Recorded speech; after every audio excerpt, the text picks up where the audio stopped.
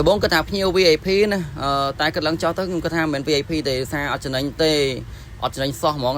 ហើយតបងគាត់ថាលុយសុទ្ធហើយលុយសុទ្ធហ្មងពេលយើងក្រោយមានណាសាច់ខ្លាញ់បណ្ដោយហើយសាប់15 Pro Max នេះដែរបោះសាប់បោះមិត្តភក្តិខ្ញុំទេគាត់ថាប៉ុន្តែប្រាប់ខ្ញុំដំបូងថាបែកបន្តិចទេតែពេលយើងមកមើលម៉ែមានណាបែកឡើងសោះហ្មងហើយ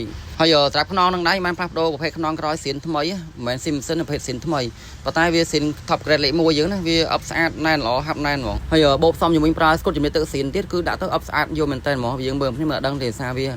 អប់ស្អាតពេកអញ្ចឹងណាស្រាប់ប្រភេទ iPhone 15 Pro Max ខ្ញុំខ្លាចទៅលើកាមេរ៉ាហ្មងខ្លាចកាមេរ៉ាចូលដីអញ្ចឹងណាគាត់ថាខ្ញុំបានទិញប្រភេទlens ការពារដីកាមេរ៉ាដែរពេលយើងកោះមកមកដីចូលអញ្ចឹងណាហើយជាទូទៅខ្ញុំតែប្រើកៅបិទជាមួយជំរាបទឹករបស់យើងអញ្ចឹងណាអញ្ចឹងអាកៅប្រភេទហ្នឹងគឺដាក់ទៅអប់ស្អាតហ្មងហាប់ណែនល្អអញ្ចឹងណាហើយយើងដាក់មួយប្រភេទជំរាបទឹកសៀនទៀតគឺមើលទៅគឺស្អាតមែនតើហ្មងសម្រាប់ប្រភេទ iPhone 15ឡើងណាខ្ញុំណែនាំឲ្យបងប្អូនប្រើជាមួយស្គុតជំរាបទឹកខ្ញុំមិនណែនាំឲ្យបងប្អូនប្រើទៅលើកៅបិទទេប្រភេទកៅបិទខាងក្រោយបិទទៅវាស្អាតទេវាមានការពារបានដីប្រហែលទេយកទឹកក៏ងាយចូលដែរអញ្ចឹងណាហើយសម្រាប់វីដេអូចង់ផ្ញើមិត្តភក្តិបន្តិចណាបើបានមើលចប់អញ្ចឹងណាគាត់ថាចង់5ផ្ញើឋានចេះកុំប្រើសាប់ច្រើនពេកប្រើតែមួយបានប្រើដល់3មិនមែនដូចញ៉ាទេប្រើធម្មតាបានហើយ